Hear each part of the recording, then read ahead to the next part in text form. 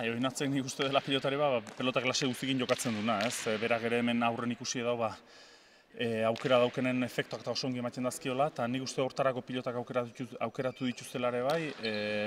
Frontusetik ere salida esente daukea, pentsatzen du, pixko bat nahiko dela partidu ehatzen euki gero aurren aukerak eukitzeko, errematera sartzeko, eta bai, ez? Nik uste bai Oinatz eta Mikel Beroiz berare izaututa oso pelotari gorra da, beti partidu irabazi egin bartzaiona, talde hortatik badaki partidu oso zaila eta gorra eukiko dula.